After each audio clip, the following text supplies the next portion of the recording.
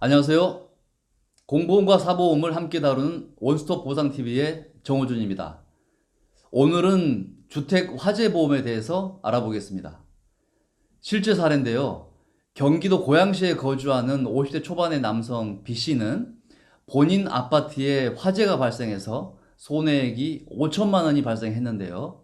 실제로 받은 보험금은 3,125만 원밖에 받지 못했습니다. 그 이유는 무엇일까요? 사례와 같이 아파트 화재 보험에 가입하고도 실제 손해액에 미치지 못하는 보험금을 받게 되는 이유가 무엇인지 알아보겠습니다. 그 전에 주택 화재 보험을 왜 가입해야 되는지, 그리고 남의 집에 새 들어 사는데 주택 화재 보험은 꼭 가입해야 되는지를 먼저 알아본 후 B씨가 실제 손해액에 미치지 못하는 보험금을 받게 된 이유에 대해서 알아보도록 하겠습니다. 자, 본론으로 들어가겠습니다. 첫째, 주택 화재 보험에 가입해야 하는 이유입니다.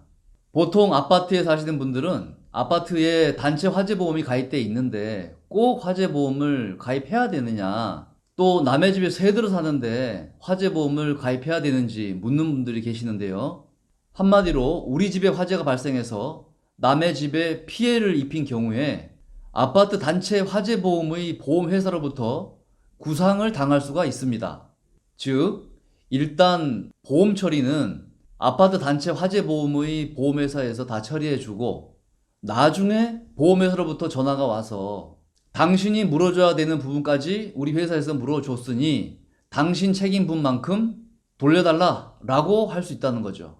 이런 일이 생기는 이유는 아파트 단체 화재 보험의 보험 가입 금액과 보험 담보가 충분치 않기 때문인데요. 풀어서 설명하면 아파트 단체 화재 보험의 경우에 보험 가입 금액은 보험료를 절약하기 위해서 보험 가액의 일부만 가입하는 경우가 많고요. 보험 담보는 주로 건물 피해 등 직접 손해만 담보하고 배상 책임 손해는 빠져 있는 경우가 많기 때문이죠. 둘째, B씨가 실제 손해액에 미치지 못하는 보험금을 받게 된 이유에 대해서 알아보겠습니다. 이를 알아보기 위해서 보험 가입 금액과 보험 가액, 보험금 산출 산식, 그리고 보상 방식을 알아야 합니다. 먼저 보험 가입 금액과 보험 가액에 대해서 알아보겠습니다. 보험 가입 금액은 말 그대로 보험에 가입하는 금액이고요. 보험 가액은 보험 목적물의 시가를 말합니다. 예를 들어서 4억짜리 아파트에 건물 화재 손해 담보 2억 원을 가입했다면 2억 원이 보험 가입 금액이 되는 것이고 4억 원이 보험 가액이 되는 것입니다. 다음은 보험금 산출 산식입니다.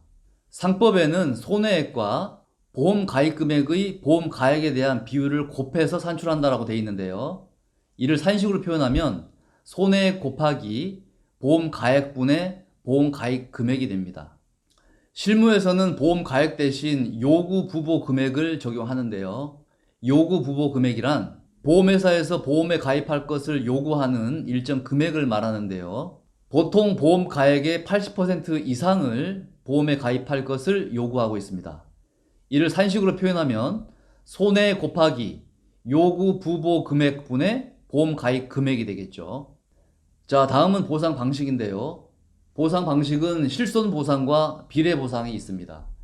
실손 보상은 가입 금액 한도로 모든 손해를 보상하는 방식이고, 비례 보상은 부보율에 대한 페널티를 적용해서 요구 부보 금액에 대한 보험 가입 금액의 비율에 따라 보상하는 방식입니다.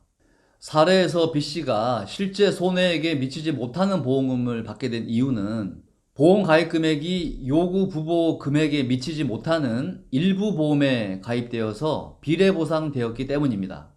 즉, 손해액 5천만 원을 3.2억 분의 2억 원으로 곱하면 3,125만 원이 나오는 거죠.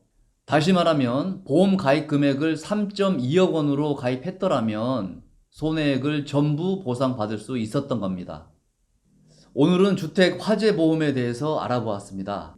주택 화재 보험은 월 10,000원이면 가입할 수 있습니다.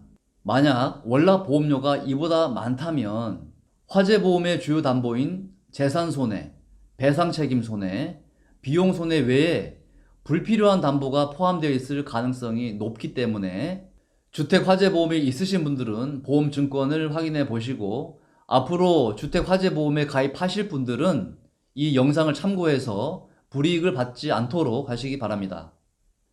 영상 끝까지 시청해 주셔서 대단히 감사합니다. 오늘 영상이 마음에 드셨다면 구독과 좋아요 부탁드리겠습니다. 감사합니다.